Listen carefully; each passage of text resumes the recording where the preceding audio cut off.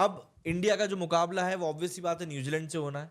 New Zealand से India का मुकाबला एक बार पहले भी हो चुका है। जो हमारे लीग का जो आखिरी मुकाबला था वो हमारा न्यूजीलैंड के साथ में ही हुआ था।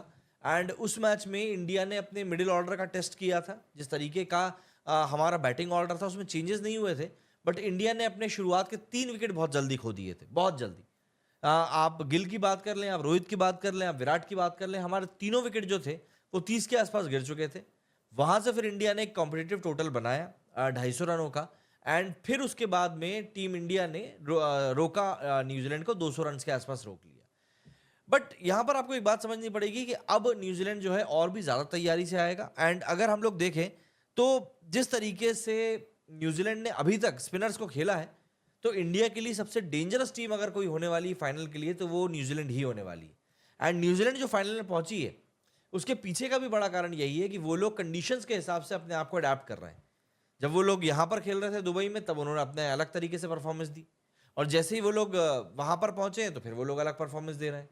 तो यहाँ पर एक बात सर्टेन है कि न्यूजीलैंड जो है एक ऐसी टीम नहीं जिसको कि आप हल्के में ले सकते हैं। और देखिए अभी टाइम लंबा है, 6 7 8 3 दिनों का गैप है फाइनल में। तो टीमों को यहाँ पर तैयारी का तो पूरा पूरा मौका मिलने वाला है। और सबसे बड़ी बात यह है कि न्यूजीलैंड एक ऐसी टीम है जिसके लिए ना इंडिया को प्रिपरेशन भी काफ़ी सारी करनी पड़ेगी, काफ़ी सारी प्रिपरेशन करनी पड़ेगी। बट रोहित शर्मा का मुझे ऐसा लग रहा है कि ये एक ऐसा मैच होने वाला है जो कि काफ़ी यादगार मैच होगा। एंड पल्ला जो है, अगर हम लोग स्टार्ट्स के हिसाब से ही बात करें तो ऐसा लग रहा है कि इंडिया का ही ऊपर है। बट मैच डे पर क्या हो जाए कोई कुछ नहीं कह सकता। 2023 का वर्ल्ड कप भाई भूला है नहीं भूलता है, क्या बताऊं। कुछ कमेंट्स ले लेते हैं, काफ़ी कमेंट्स आ गए हैं। जैसे कि यहाँ पर ये भाई साहब बोल रहे हैं कि भाई कुलदीप नॉकआउट में विकेट नहीं ले पाता है, कीवी पूरा जोर लगा देगी, इंडिया को अपना ब्रेन यूज करना पड़ेगा। भाई हारना नहीं है, देखो हारना तो बिल्कुल भी नहीं है, और कोई भी हारने के लिए नहीं खेलता, कोई भी स्पोर्ट की आप बात कर लो। लेकिन हाँ ये एक फैक्ट है कि कुलदीप यादव जो है यार वो ना नॉकआउट मैचेस में परफॉर्म नहीं कर पाता। इसके दो कारण हो सकते हैं। या तो कुलदीप पहली बात खुद प्रेशर में आ जाता है और वो उतनी इफेक्टिवनेस के साथ में बॉल डिलीवर नहीं कर पाता है जितना कि वो इन जनरल करता है। ये एक पहला कारण हो गया। और दूसरा कारण एक और हो सकता है कि जब भी कोई टीम जानती है कि यार ये सामने वाली टीम का ये जो बॉलर है, ये बॉलर ऐसा है कि ये हमारी टीम को खत्म कर सकता है, निस्तो नाबूद कर सकता है, तो ना उसको बहुत आराम से खेला जाता है। उसके खिलाफ रन नहीं बन रहे हैं, मत बनने दो, बस इसके ओवर निकाल दो। एक ये कारण भी हो सकता है कुलदीप को विकेट्स ना मिलने का। हालांकि ऑब्वियस बात है टीम मैनेजमेंट भी इसके ऊपर बात करेगा कि यार कहाँ पर क्या मिस्टेक हो रही है और किस तरीके से इन मिस्टेक्स को हम लोग ओवरकम कर सकते हैं। एंड कुलदीप यादव के ऊपर भी अपने आप में प्रेशर रहेगा कि भैया नॉकआउट गेम है, बल्कि वर्ल्ड चैंपियंस ट्रॉफी का फाइनल है, तो परफॉर्मेंस तो आपको चाहिए ही, आपको बल्कि 11 के 11 खिलाड़ियों से परफॉर्मेंस चाहिए, तब कहीं जाकर आप इतने बड़े टूर्नामेंट परफॉर्म कर पाते हो। हालांकि बहुत हद तक जो एक हमारी परेशानी थी वो वरुण चक्रवर्ती ने दूर भी कर दी है। तो हो सकता है हर्षित राणा को भी अंदर कर लें आखिरी मैच के लिए, एक सरप्राइज एलिमेंट के तौर पर। अभिजीत भाई बोल रहे हैं कि फाइनल में न्यूजीलैंड का कोई मुकाबला नहीं है, इंडिया को संभल कर रखना रहना पड़ेगा। देखो यार अभिजीत भाई फाइनल में पहुंची है ये टीम, तो ऑब्वियस सी बात है, ये बात तो सर्टेन है कि यार कुछ बात तो है इस टीम में, तभी फाइनल में पहुंच पाई है। तो ऐसे में इंडिया को पूरी प्रिपरेशन करनी पड़ेगी, पूरा होमवर्क करना पड़ेगा, पूरी तैयारी के साथ उतारना पड़ेगा कि किस तरीके से किस प्लेयर को, किस बॉलर को, किस बैट्समैन को, किस फील्डर को टारगेट किया जा सकता है। एंड यही सेम थिंग न्यूजीलैंड भी करेगी। ऐसा नहीं है कि उनको कुछ फर्क नहीं पड़ने वाला है। पाकिस्तान भी लाइक भाईजान हमारा पैजामा फैट गया। पाकिस्तान का तो खेल खत्म हो गया ना अब चैंपियंस ट्रॉफी से, अब तो उनका कोई सीन ही नहीं है। अब उनको मतलब अब कुछ भी नहीं बचा। अब तो फाइनल भी दुबई में होने वाला, तो वो लोग तो वहां पर समेटा करना शुरू कर देंगे। जो उन्होंने टेंट वेंट गड़वाए होंगे ना इन टीमों के लिए, वो टेंट वेंट वो सब खुलवाना शुरू कर देंगे। टेंट का पैसा भरने के लिए अब जुगाड़ लगाएंगे वो कि अब कहाँ से लोन मिल सकता है। तो पाकिस्तान की बात तो आप खैर छोड़ ही दीजिए। Santner seems like a threat to Indian batsman. एक काम करते हैं ना अपन लोग, जरा स्कोर कार्ड चल के एक बार फिर से देखते हैं कि कैसे क्या स्कोर कार्ड रहा था जब इंडिया वर्सेस इनका मैच हुआ था ना, न्यूजीलैंड वर्सेस इंडिया का लास्ट मैच जो हुआ था। एक बार उसके स्टैट्स चल के देखते हैं, उससे हमको समझ में आ जाएगा कि कैसे क्या इंडिया और न्यूजीलैंड के बीच में जो ये मैच हुआ था उसका सूरत हाल रहा था। ठीक है, इंडिया वन बाय 44 रन। अच्छा, आप लोगों की स्क्रीन के ऊपर स्कोर कार्ड नहीं दिख रहा है, ठीक, कोई बात नहीं, अभी दिख जाएगा। तो जी ये हमारे ग्रुप का मैच था जो कि हमारा इंडिया वर्सेस न्यूजीलैंड का हुआ था। तो इस मैच के हम लोग एक बार स्टैट्स देखते हैं जिससे कि हमको एक क्लियर आइडिया मिल पाएगा कि यार किस तरीके से टीम ने परफॉर्म किया था, न्यूजीलैंड ने भी और इंडिया ने भी।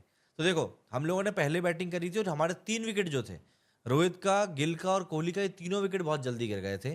30 रन पर पहुंचते-पहुंचते हमारे 3 विकेट गिर चुके थे। लेकिन उसके बाद फिर श्रेयस अय्यर ने, अक्षर ने, केएल राहुल ने, हार्दिक पांड्या ने, up to an extent Jadeja ने भी, इन हमारे 5 खिलाड़ियों ने मिलकर रन बनाए थे और हमको एक ऐसे टोटल तक पहुंचाया था जहां पर कि हम लोग सोच सकते थे कि चलो ठीक है, इसको डिफेंड किया जा सकता है ना? तो यहाँ पे कोई दो राय नहीं है कि बढ़िया बॉलिंग हुई थी। वरुण चक्रवर्ती जो था, उसने हमारे लिए इस मैच में बेहतरीन बॉलिंग करी थी और ऐसे ही मैट हेनरी ने इस मैच में न्यूजीलैंड के लिए अच्छी बॉलिंग करी थी। बंदे ने 5 विकेट निकाले थे। सेंटनर के अगर हम लोग यहाँ पर फिगर देखें तो सेंटनर को देखो क्या किया था इंडिया ने। सेंटनर को इंडिया ने बहुत आराम से खेला था। 10 ओवर में सिर्फ 41 रन दिए थे सेंटनर ने और 1 विकेट लिया था। अब ऐसे में यही चीज मैं आपको बोल रहा हूँ कुलदीप को लेकर, कि क्या है, कुलदीप को लेकर भी ना जो दूसरी टीमें होती है ना, वो काफी कॉशियस होती है कि यार ये जो खिलाड़ी है ना, ये अगर एक बार चढ़ गया तो फिर इसको हटाना बहुत मुश्किल हो जाएगा, बहुत ज़्यादा मुश्किल हो जाएगा। तो ऐसे में ये लोग क्या करते हैं कि ऐसे जो भी बॉलर्स रहते हैं ना, जो कि सामने वाली टीम में काफ़ी स्ट्रांग रहते हैं, तो उन लोगों को ना ये लोग समझ के खेलते हैं। जिस तरीके से समझना रहता है उसको समझ के खेलते हैं। सेंटर यहाँ पर मेरे को लग रहा है उसी तरीके से खेला जाएगा जिस तरीके से लास्ट टाइम खेला गया था। इसके बाद अगर आप बैटिंग की बात करो तो विल यंग और रचिन रविंद्र थे। रचिन रविंद्र सस्ते में निपट गए थे, पर केन विलियमसन ने भाई साहब अपना दम दिखा दिया था। 120 बॉलों में 81 बनाए थे। बट दिक्कत यही रही थी कि यहाँ पर सिर्फ और सिर्फ विलियमसन ही टिक पाए थे, बाकी और कोई नहीं टिक पाया था। इंडिया के बॉलिंग फिगर्स की बात करो तो कुलदीप को 2 विकेट मिले थे, वरुण चक्रवर्ती को 5 मिले थे और बाकी बॉलर्स को 1-1 विकेट मिला था। तो इंडियन बॉलर्स ने यहाँ पर अच्छी परफॉर्मेंस दी थी। मैं ये तो बिल्कुल नहीं कहूंगा कि ये परफॉर्मेंस कहीं से कहीं तक भी कम थी, इसमें कोई दो राय नहीं है। परफॉर्मेंस बहुत अच्छी थी इंडिया की, क्लिनिकल थी। एंड इस परफॉर्मेंस को देखकर भी आप यही कहेंगे कि नहीं यार, पल्ला फाइनल में भारी रहेगा, क्योंकि एक तो मेंटल टफनेस और दूसरा स्किल सेट, इन दोनों चीज़ों में इंडियन टीम भारी है। But on a given day you can not predict कि कौन सी टीम कैसे खेलने वाली है, क्योंकि खेलने तो भैया सब लोग जीत के ही लिए आए, हर कोई जीत के ही जाना चाहता है। एंड जब आप जीत के जाना चाहते हो तो ऑब्वियस सी बात है कि भाई आप चाहोगे कि हमारी टीम के साथ ही अच्छा अच्छा हो। India loss 2 times in final against New Zealand, ऐसी मनहूस बातें मेरे को करनी ही नहीं है। अनिद्या बोल रहे हैं कि भैया भाई 2 सेंचुरीज बनाया, इट मैटर्स, कैप्टन चेंज करना चाहिए साउथ अफ्रीका को, मेरे ख्याल से। वो तो एक देखो बहुत लंबे टाइम से बहस चल रही है साउथ अफ्रीकन क्रिकेट में कि यार उनके कप्तान को बदलना चाहिए, Temba Bavuma is of no use. But उसके बाद कई सारे इफ एंड बट चल रहे हैं, अब देखते हैं क्या होता है। बट ठीक है, जो दुनिया में चीज़ें हैं वो सभी को देख ही रहा है। मिलर टीम के लिए खेल सकता था, अगर वो जल्दी भी आउट हो जाता क्या ही फर्क पड़ता। मैं वही बोल रहा हूँ ना, उसने इतना लेट मारना शुरू किया कि उसके मारने का कोई सेंस नहीं था, और फिर सेंचुरी मार के आप सेलिब्रेट भी कर रहे हो। हिपोक्रेसी की भी सीमा होती है। Anyways all that ends well is acceptable. Any team से भिड़ जाना है फाइनल में इंडिया को, और क्या, इंडिया फेवरेट्स के तौर पर ही जाने वाली है अंदर, ये बात तो आप मान के चलो, इस बात में कोई दो राय नहीं है, कोई दो मत नहीं है।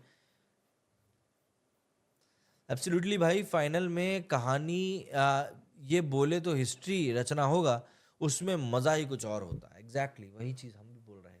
2000 चैंपियंस ट्रॉफी के फाइनल का बदला लेना है, बिल्कुल लेंगे भाई। अच्छा, आप जरा भोलेनाथ को याद कर लेना, आपकी सुनते हैं भाई हमारे लिए। अरे अरे बिल्कुल भाई, महादेव की बात हम बिल्कुल, अगर मेरी सुन रहे हैं तो भाई इंडिया को जिता देना चैंपियंस ट्रॉफी।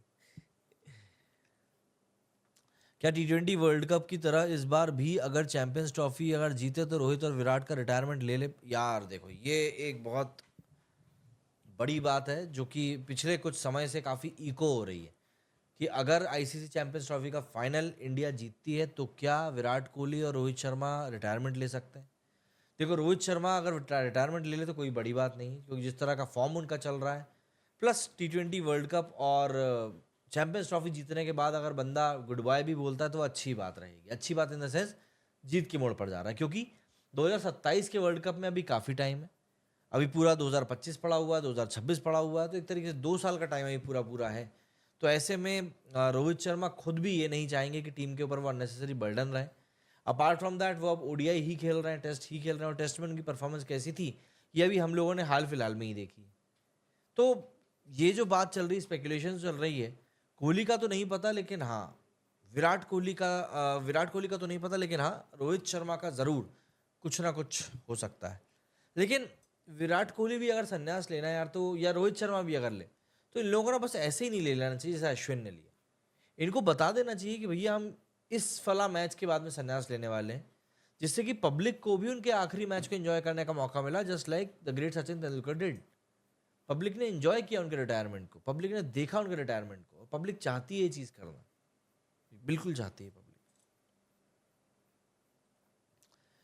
2000 चैंपियंस फाइनल की मैंने हाइलाइट्स देखी हैं, लाइव नहीं देखा, लेकिन उस मैच में दादा ने अपनी गलती से सचिन एंड द्रविड़ को रन आउट करा दिया था, वरना स्कोर बढ़ जाता। खैर इस बार फाइनल जीत जाएंगे। अब देखो यार, ऐसा अतीत की बात तो अतीत में जा चुकी है, तो उसके ऊपर हम भी मिट्टी डालते हैं और आगे बढ़ते हैं।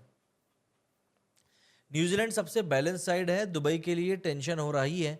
मैं चाह रहा था कि साउथ अफ्रीका आए, नर्वस हो रहा हूँ, ऐसे ही बहुत टेंशन हो रहा है। अरे भाई क्या नाम है आपका, सुबह सुबह, टेंशन लेने की कोई बात है नहीं, मैं आपको कारण बताता हूँ।